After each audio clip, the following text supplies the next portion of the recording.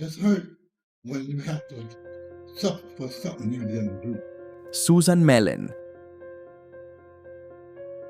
I believe, based on what I've read, that she's innocent. And for that reason, I think the criminal justice system failed. Conviction is overturned. And as to Ms. Mellon, the case is dismissed. Noong 1997, si Susan Mellen ay napunta sa isang desperadong sitwasyon matapos siyang arestuhin ng pulis dahil sa pagkitil sa kanyang dating kasintahan na si Richard Daley.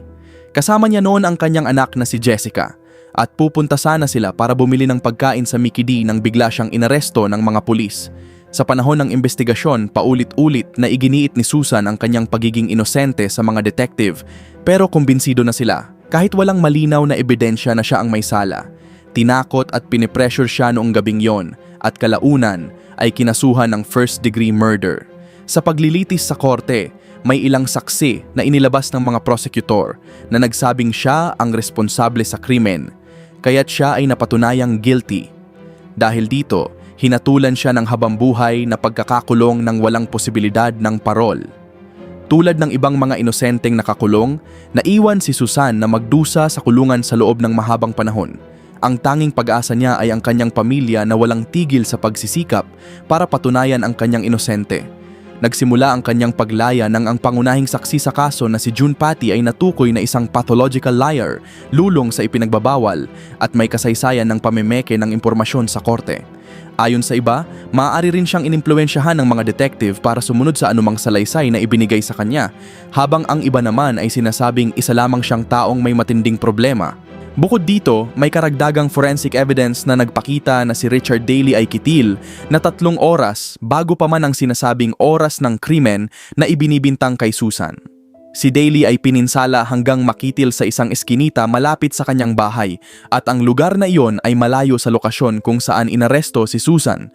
Kung titingnan sa pagbalik tanaw, nakakagulat kung paano siya napatunayang guilty ng hukom sa unang paglilitis. Ngunit sa muling pagsusuri ng kaso, ibinasura ni Judge Mark Arnold ang kanyang hatol at pinalaya siya.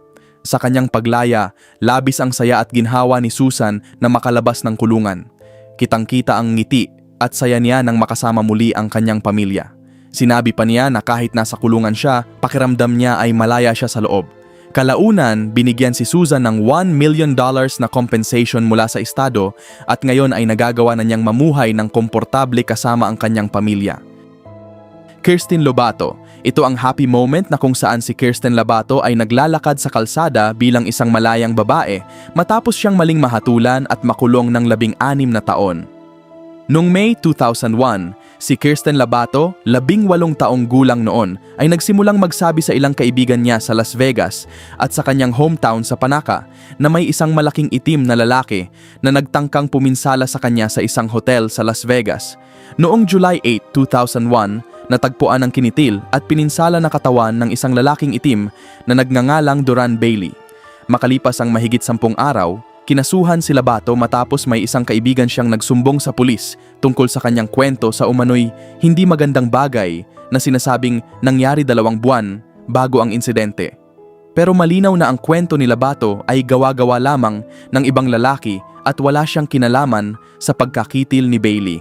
Sa investigasyon, inamin ni Lobato na inatake niya ang isang itim na lalaki sa kanyang maselang bahagi ng katawan at ginamit ito ng pulis bilang parang pag-amin sa pagkitil kay Mr. Bailey. Dito nagkaroon ng malaking kalituhan dahil may 2 magkaibang itim na lalaki na sangkot sa kwento.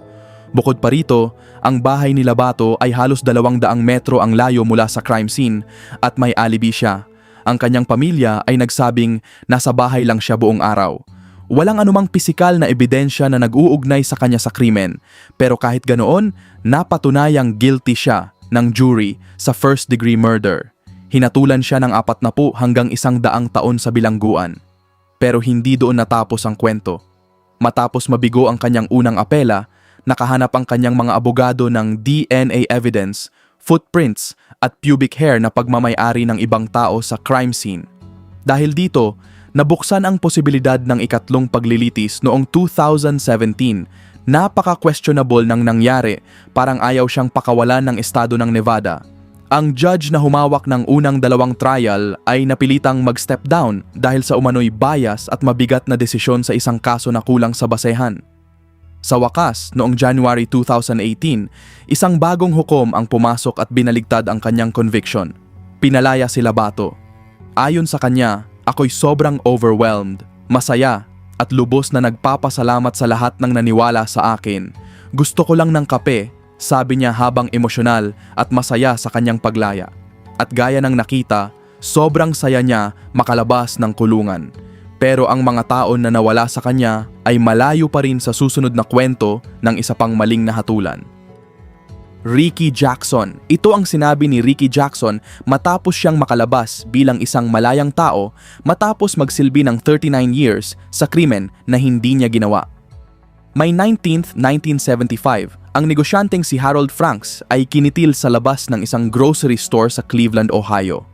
Ayon sa mga testigo, may 3 African-American na sangkot sa krimen, 2 lalaki ang puminsala sa kanya at binuhusan ng asido sa mukha, habang ang ikatlo ay binaril siya ng 2 beses gamit ang baril.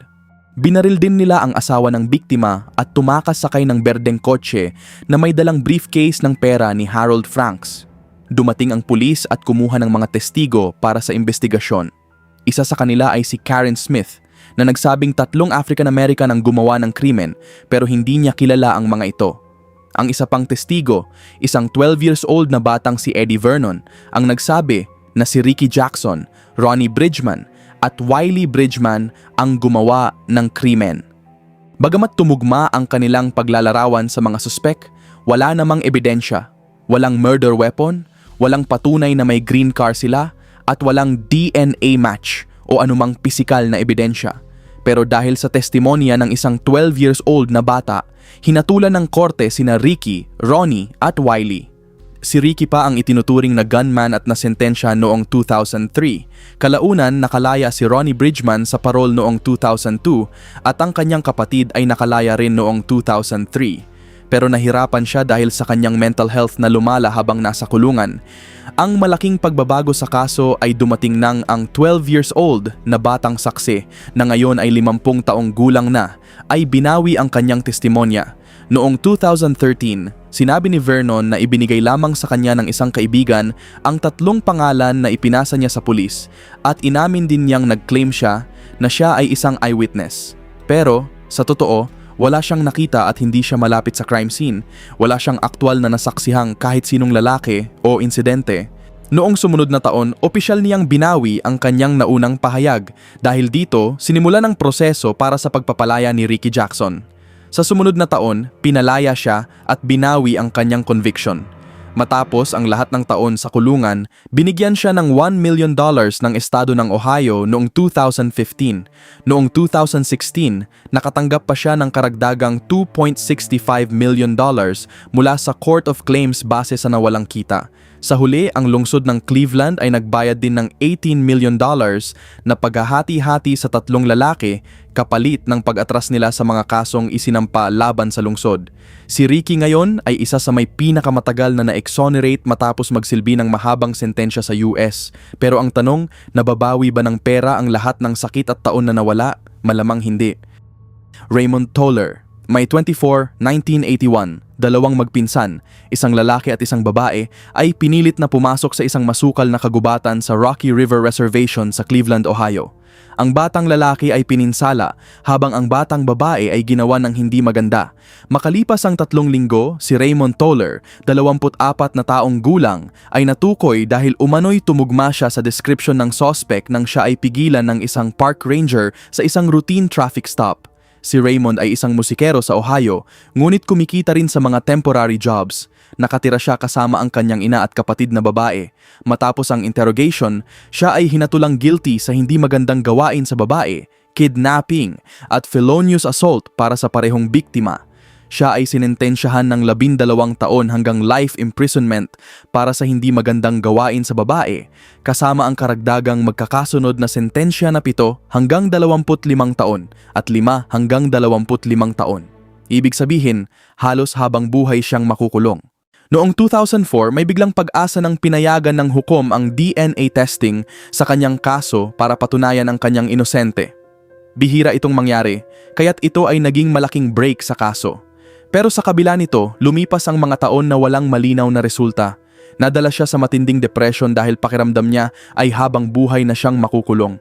November 2008, matapos ang 4 na taong paghihintay, lumabas ang resulta ng DNA test. Ang semen na nakuha sa underwear ng isa sa mga biktima ay nagpakita ng partial genetic profiles ng 2 lalaki at wala isa man sa kanila si Raymond Toller. Ngunit kahit malinaw na hindi siya tumugma, ayaw agad tanggapin ng prosecutors ang resulta. Sinabi nila na hindi raw ito sapat na ebidensya para baligtarin ang kaso. Ngunit para sa korte, nagbukas ito ng malalaking tanong tungkol sa kung paano siya napatunayang guilty noon. At kahit malinaw ang bagong ebidensya, umabot pa ng 2 taon bago tuluyang magresulta ang proseso para sa kanyang exoneration. Noong Mayo 5, 2010, ibinasura ang lahat ng kaso laban kay Toller at inaasahan din siyang makakatanggap ng humigit kumulang $1 million bilang kabayaran sa mga taon na ginugol niya sa kulungan. Daniel Villas. Verdict Form B. We, the jury, find the defendant Daniel Villegas not guilty of... Noong April 10 to 1993, isang malagim na insidente ang naganap. Isang grupo ng mga teenager ang pauwi mula sa high school party nang biglang pinaputukan sila ng hindi kilalang sospek. 2 sa kanila, si Lazo at Bobby England, ang malubhang napinsalaan. Sa kasamaang palad, hindi nakaligtas si Bobby, habang si Arando naman ay nakaligtas matapos matulungan ng mga tao mula sa kalapit na bahay at madala sa ospital. Si Daniel Villas ay walang kinalaman sa krimen na ito. Pero tulad ng maraming kaso noong 90s, mabilis ang pulis na magturo ng kahit sino lamang at si Villas ang naging target. Arestado siya sa edad na 16 lamang. Ayon sa kanya, pinilit siyang umamin sa krimen kahit hindi niya ito ginawa. Wala siyang abogado noong oras na yon at wala rin ang kanyang mga magulang para ipagtanggol siya. Sa ilalim ng pressure ng pulis, napilitan siyang gumawa ng confession. Kahit binawi niya ito, ginamit pa rin ng prosekusyon ang kanyang naunang pahayag laban sa kanya. Noong 1994, nagkaroon siya ng unang paglilitis, ngunit walang naging desisyon ang jury kaya nagkaroon ng mistrial. Sa sumunod na taon, muling nilitis ang kaso at sa pagkakataong iyon ay napatunayang guilty siya ng capital murder. Siya ay hinatulan ng habambuhay na pagkakakulong. Ngunit noong 2013, natuklasan ng korte na may pagkakamali sa kaso. Binawi ang hatol na guilty at pinalaya si Daniel. Makalipas ang 1 taon, nag-asawa siya at nagkaroon ng 2 anak. Ngunit hindi pa tapos ang laban dahil isinagawa pa ang 3 paglilitis. Kung sakaling mapatunayan siyang guilty ulit, maaaring tuluyang mawala siya sa kanyang pamilya. Sa 3 trial, walang maipakitang DNA evidence, walang forensic proof at walang sandata na mag-uugnay sa kanya sa krimen. Dahil dito, nagdesisyon ang jury na siya ay not guilty. Umiiyak si Daniel sa labis na ginhawa matapos ideklarang inosente matapos ang 18 taon sa kulungan para sa krimeng hindi niya ginawa. Michael Hanline. Behind bars. I always hoped this day would come, but I can't believe it's actually happening. Noong November 1978, isang biker at matalik na kaibigan ni Michael Hanlin na si JT Magari ang biglang nawala sa Ventura County, California. Ilang araw lang ang lumipas, natagpuan ang katawan ni JT. Siya ay inatake ng maraming beses at iniwan sa gilid ng isang service road na 28 milya ang layo mula sa kanyang bahay. Magkaibigan sina JT at Michael bago ang insidente. Ngunit habang tumatagal ang investigasyon, si Hanlin ang naging pangunahing sospek at kalaunan ay inaresto at nahatulan bilang kumitil sa kanya. Si Hanlin ay nanatiling iginiit ang kanyang pagiging inosente sa buong panahon sa kabila ng kanyang conviction. Noong 1999, isang non-profit organization na tinatawag na California Innocence Project ang nagsimulang mag-review ng daan-daang kaso.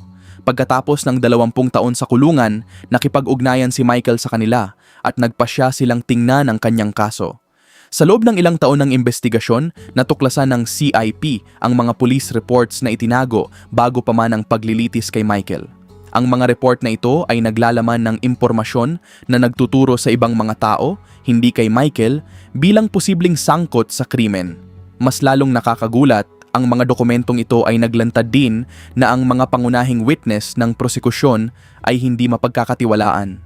lumalabas na isang defense attorney at kilalang dealer ng ipinagbabawal na si Bruce Robertson na dati ring kumakatawan sa ilang witnesses ng prosekusyon sa ibang mga kaso ay umano'y nagsikap na ilihis ang investigasyon palayo sa kanyang mga kliyente at ituro kay Michael. Ayon sa mga ulat, si Robertson ay umano'y nanakot at nag-pressure sa mga witness para tumestigo laban kay Michael Hanlin. Kahit kitil na siya ngayon, sinasabi ng iba na siya ang nagmanipula ng buong kaso para maipakulong si Hanlin.